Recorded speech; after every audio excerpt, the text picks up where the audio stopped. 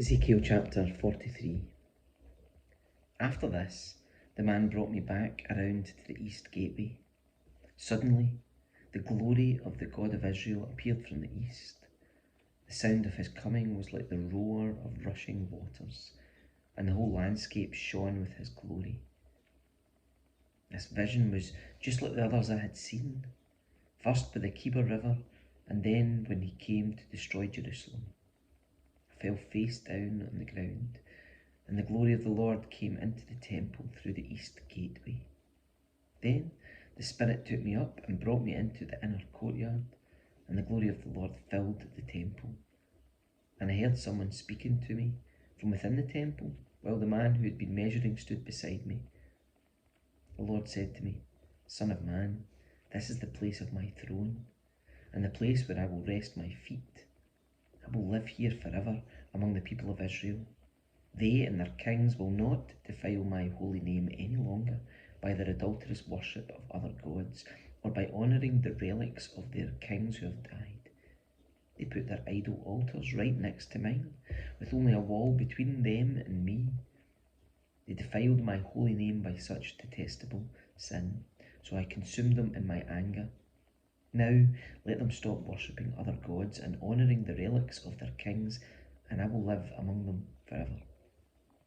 Son of man, describe to the people of Israel the temple I have shown you, so they will be ashamed of all their sins.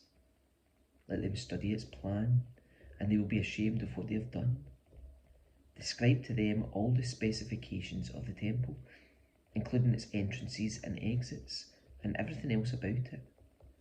Tell them about its decrees and laws. Write down all these specifications and decrees as they watch, so they'll be sure to remember and follow them. And this is the basic law of the temple: absolute holiness. The entire top of the mountain where the temple is to be built is holy. Yes, this is the basic law of the temple. These are the measurements of the altar. There is a gutter around the altar, 21 inches deep, 21 inches wide, with a curb of 9 inches wide around its edge. And this is the height of the altar. From the gutter, the altar rises 3.5 feet to a lower ledge that surrounds the altar and is 21 inches wide.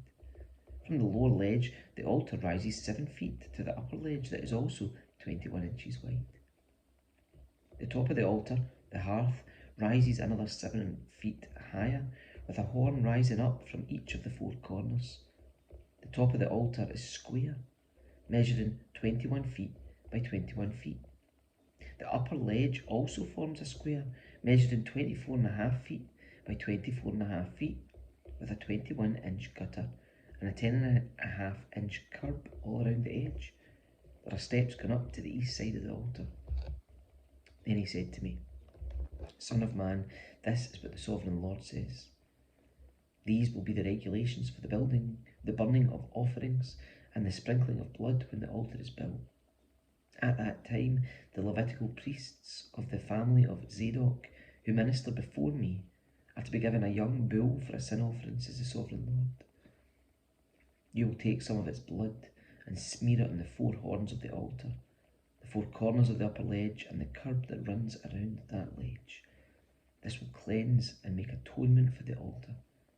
Then take the young bull for the sin offering and burn it at the appointed place outside the temple.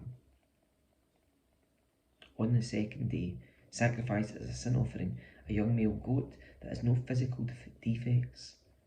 Then cleanse and make atonement for the altar again, just as you did with the young bull. When you finish the cleansing ceremony, offer another young bull that has no defects and a perfect ram from the flock. You are to present them to the Lord, and the priests are to sprinkle salt on them and offer them as a burnt offering to the Lord. Every day for 7 days, a male goat, a young bull, and a ram from the flock will be sacrificed as a sin offering. None of these animals may have physical defects or of any kind.